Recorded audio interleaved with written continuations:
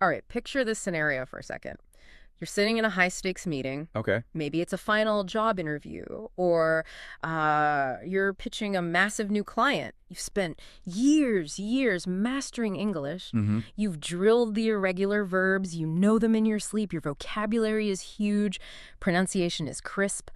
You need a document to close the deal. Huh. You turn to the person across the table, you look them in the eye, and you say a sentence that is grammatically 100% perfect. Yeah. And instead of them handing it over with a smile, the air just leaves the room. They stiffen up. They give you this weird look. You can feel the temperature drop about 10 degrees, and you're just sitting there panic spiraling, thinking, wait, I used the right subject, the right verb.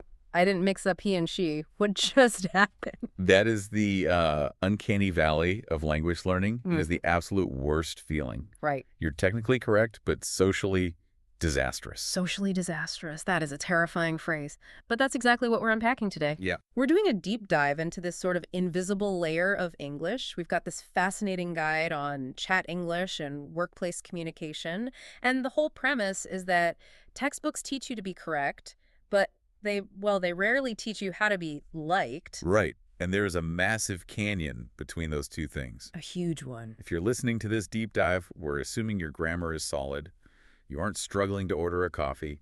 The mission today is to help you bridge that gap, the gap between being a competent speaker and being a charming one. We're looking at the psychology of softening. Exactly. And just to set the stage, this isn't about learning slang or, trying to sound like a teenager on TikTok. Not at all, no.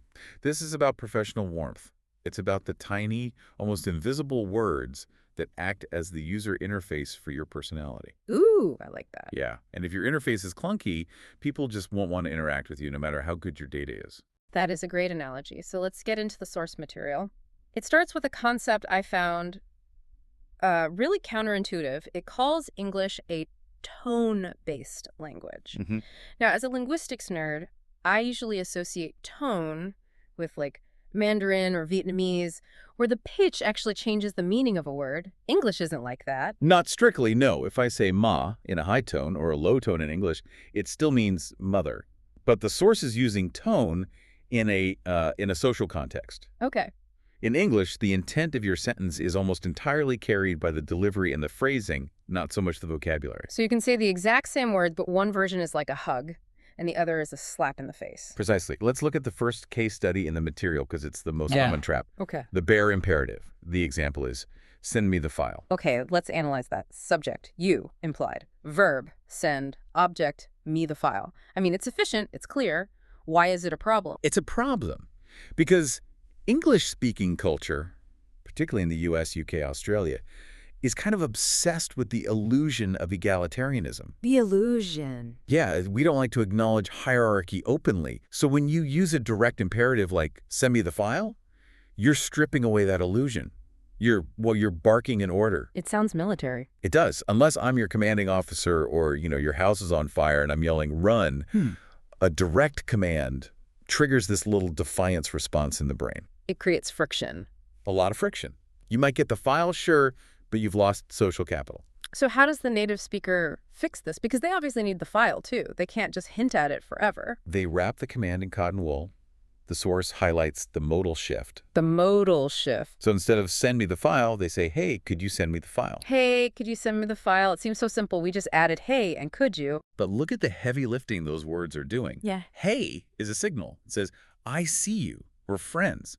I acknowledge you as a human before I treat you as a tool. And could you? What about that? Could you is fascinating linguistically. Could is technically the past tense of can. In English, we often use the past tense to create distance. And distance equals politeness. You got it. Yeah. By asking, could you, you're theoretically asking about their ability to do it, not ordering them to do it. You're giving them that illusion of choice. The illusion of choice. That's a key insight. So even if I'm your boss and you have to send the file, I still frame it as a question to protect your autonomy. Exactly. It's a face-saving ritual. I pretend I'm asking, you pretend you're choosing to help. And everyone feels respected and the work gets done without resentment. That's the goal. Okay, so we have the structure, turn commands into questions, but the source material dives deeper. It gets into what it calls the magic words. Yes. Social lubrication. I love that term. Because friction burns relationships. And these words reduce the friction. The list includes things like just a bit, maybe, actually, and quickly. Let's focus on just. I feel like just is a bit controversial. I've read career advice articles that say you should never use just because it makes you sound weak. Right, I just want to check in versus I am checking in. Exactly. Does the source disagree? That's a great point. And, there is a balance to be struck. If you're in a negotiation for $1 million contract, maybe ease up on the just. Okay. But for day-to-day collaboration, just is a lifesaver. It's a minimizer. A minimizer. Explain that. Let's compare. Version A, I need help. Version B, hey, I just need a bit of help. Version A feels heavy. It sounds like a crisis. It sounds like I might be asking for your kidney. Right. My stress levels go up when I hear I need help. But when you add just, you're signaling to the listener's brain, don't panic. This is small, low effort, low stakes. It lowers the barrier to entry. So people are more likely to say yes because you've promised them it won't be painful. You've got it. It's not about you feeling small. It's about making the request feel small. Like a favor shrinker. Bang on.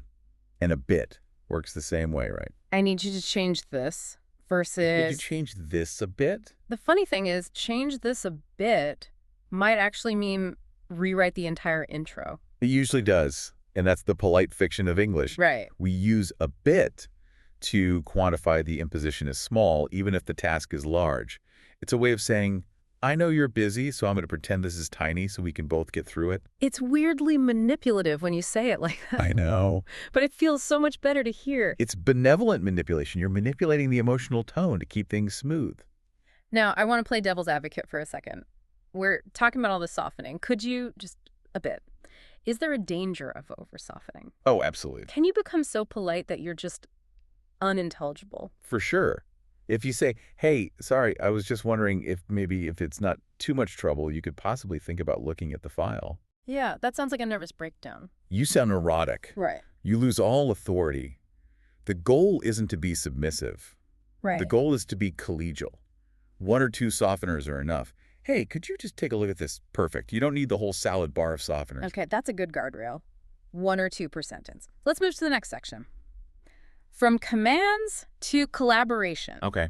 This is about specific workplace requests. We touched on send me the file, but let's look at correction.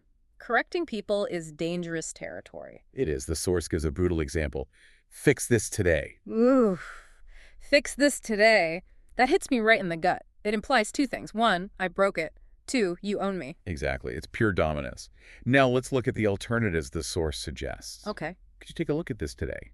Or would you mind fixing this today? Would you mind? That is a very specific phrase. I hear it all the time in the UK especially. It is the heavy artillery of British politeness. Would you mind is brilliant because grammatically you aren't asking me to do the task. What are you asking? You're asking about my emotional state regarding the task. Do you have an objection to doing this? And the only socially acceptable answer is, no, I don't mind. Right. It forces the listener to be polite back. If you say, fix this, I can fight you. If you say, would you mind fixing this? And I say no, I've trapped myself into helping you. It creates a social contract. It does. That is incredibly subtle. It shifts the focus from the work to the relationship. And that's the theme, isn't it? The relationship is the work. There's another scenario in here. Explain this. Ugh, that sounds like an interrogation. Like a detective slamming a photo on the table. And the fix is just, could you explain this? Right. And the source points out something key here. Adding, could you, humbles the speaker. It implies, I am missing information and I need your expertise. Rather than, you are being unclear, explain yourself. It validates the other person's knowledge. Exactly. This leads perfectly into the reason rule. This is a strategy I use constantly, but I never realized it was a formal linguistic thing. Well, yeah, it's based on some really famous psychological studies, actually. The idea that humans are reason-seeking machines. Reason-seeking machines. So if you ask someone to do something, yeah, their brain automatically asks why. And if you don't provide the answer, they just assume you're being bossy. So taking our file example, could you send the file, is polite. But the source says to add, I need it for the report. I need it for the report. That clause changes everything. It turns an arbitrary request into a rational one. So we're partners. We're now partners solving the report problem. We aren't just me ordering you around. And what if the reason is obvious? Do you still say it? Yes. Even if it's obvious. There was a famous study in the 70s with a photocopier line. Okay. People let someone cut in line just because they said, because I have to make copies. Wait, really? Can I cut in line because I have to make copies? That's the definition of being in the line. Exactly. But the word because is a trigger. It just signals legitimacy. So in the office, saying, could you look at this because we need to send it by 5 p.m., increases compliance significantly. It respects the listener's intelligence. It does. The source pairs this with a timing softener. The phrase, when you get a chance. The gold standard. Yeah. Could you send the file when you get a chance? I need it for the report. I feel like when you get a chance is a bit of a trap, though. Does it mean take your time, or is it code for do it now? That is the paradox. Yeah. It literally means whenever you are free. But socially, because you have been so respectful of my time, I actually want to do it sooner. Reciprocity. Reciprocity kicks in. If you'd ban it now, I'll drag my feet. If you say when you get a chance, I'll probably do it in the next 10 minutes just to prove I'm a good colleague. It's like reverse psychology. It's respecting the listener's agency. People hate having their agency taken away. Okay, we've covered requests. Now we need to get into the minefield. The danger zone. Disagreement. How do you tell someone they're wrong without starting a war? The source says the #1 thing to avoid is saying, that's wrong. That's wrong is a conversation stopper. It's a door slamming shut. It signals that I possess the truth and you are in error. And that's seen as aggressive. Aggressive and arrogant, even if you're right. So what's the alternative? We can't just let them be wrong. No, you have to correct them. But you use uncertainty markers. The source suggests things like, I'm not sure about that, or I see it a bit differently. I'm not sure about that. It's a lie, right? I am sure. I know they're wrong. It is a total lie. You are 100% sure. But socially, you are feigning uncertainty to save their face. You're taking the blame. You're taking the blame for the potential misunderstanding. You're saying, maybe I'm confused, but isn't the data X? Instead of you are wrong about the data. It allows them to back down gracefully. They can say, oh, you're right, without feeling attacked. Exactly. And the sandwich method comes in here too. I see your point, but I think you validate them first. Lower their defenses before you slide in the correction. It's managing the ego. Corporate communication is, what, 10% information transfer and 90% ego management? That belongs on a t-shirt. 90% ego management. Let's talk about closing the loop. Responses. The source highlights the okay problem. The dreaded okay. I think everyone has felt this. You send a long, detailed, thoughtful email. You poured your soul into it. And the reply is, pay. It's soul-crushing. It feels like a dismissal. Okay is binary code. It just means message received. Zero emotional data. None.